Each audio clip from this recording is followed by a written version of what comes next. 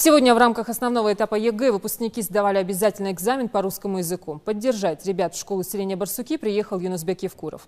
Общеобразовательное заведение открылось 1 сентября. Накануне его директор был уволен из-за грубых нарушений правил сдачи экзаменов. Помогал ученикам, несмотря на строгий регламент. Зачем?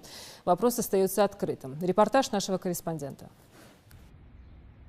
У входа в школу непривычно многолюдно. Родители выпускников в томительном ожидании надеются на благоприятный исход экзамена. В беседе с Юнусбеком Евкуровым они сетуют на то, что экзамен для их детей – это большое испытание. По мнению главы, в регионе для учащихся созданы все условия. Строятся новые школы, организованы дополнительные занятия, чтобы дети могли максимально хорошо подготовиться к ЕГЭ. Поэтому не стоит опасаться. Кто обладает знаниями, тому не составит труда продемонстрировать их на экзамене. Я думаю, что школа не просто так, дайте пройти экзамен, моли, ермоди, вожмоди. Он оказался малакамелда. Пример решати? Нет, не обязательно. Нет, конечно. Анзешван. Бесплатные или платные, или подожди, или дополнительные занятия. ЕГЭ, дальше, киш пишу. Уроки же, по телевизору. Амли, киш би. Выводы делайте, заставляйте учить их. Я ошибок жмут, ошибок жмут. Ну чевич, говори, чогбу, киш ошибу. Что хвани, ломит. Да, школы же объекты, не просто я их делаю. С первого дня киш хашлар, образование видишь.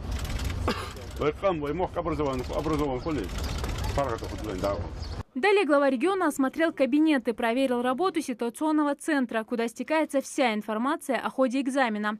Все помещения оборудованы камерами видеонаблюдения, которые в хорошем качестве передают картинку на большой экран. Тогда у нас не было возможности приблизить. А сейчас мы вот так выделяем элемент, который нам может и близко приближать. Такого не было до сих пор. Сейчас это у нас... проблемы. Это старая камера. Не очень хорошо видно. Накануне в ходе сдачи экзамена по физике и литературе за грубейшие нарушения правил сдачи ЕГЭ был уволен директор этой школы, который открыто помогал учащимся сдавать экзамен. По словам Юнусбека Евкурова, такие вещи недопустимы. Ведь он, как руководитель учреждения, напротив, должен был быть образцом принципиальности для всех, кто участвует в организации ЕГЭ. Независимо, что значит, он помогал детям сдавать экзамен. Он какое имеет право помогать детям сдавать экзамен? Это экзамен уже, это ребенок сам сдает экзамен. Во-первых, он не имеет права это делать. Во-вторых, он одному помогая ущемляет права другого ребенка.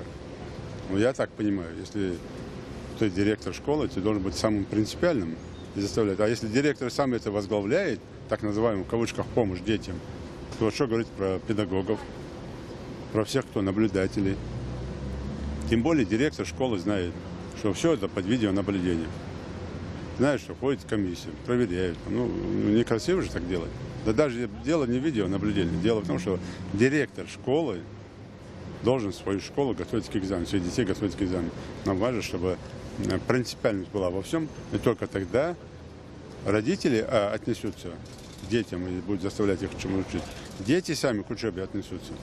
И педагоги тоже отнесутся к этому принципиально. И все же этот случай стал единичным по всей республике. Как отметили представители Рособорнадзора, в этом году ЕГЭ в субъекте проходит максимально прозрачно и объективно. Экзамен здесь, вот это мнение наше, он проходит на порядок более честно и более объективно. Мы не видим массовых нарушений, мы видим отдельные факты, когда те или иные участники экзамена, отдельные организаторы или вот как Юнусбек Баймагдариевич сказал, отдельный директор школы организовывали помощь конкретным детям. Это единичные факты.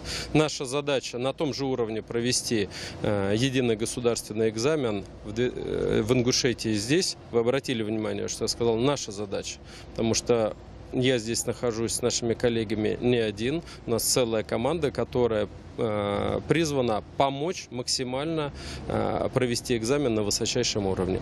И в следующем году, на 2018 год, у нас останутся решить отдельные единичные факты. И все будет отлично. Всего в этом году единый государственный экзамен в регионе сдают 2610 учащихся.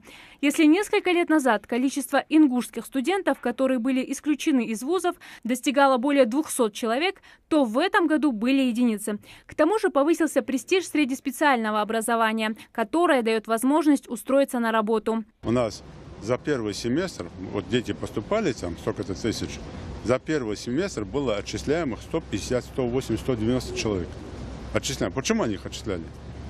Мы здесь рисовали баллы, отправляли туда, а там уже все. Там уже все. Учиться надо. Вот последние 3 года у нас отчисленных там за семестр первый, там, или за первый курс отчисленных буквально 2-3. В прошлом году вообще ни одного не было. Это потому, что мы отфильтровали. Но при этом те, которые... Это же опять же травма детей. Зачем вы их отправляете, если они не смогут учиться?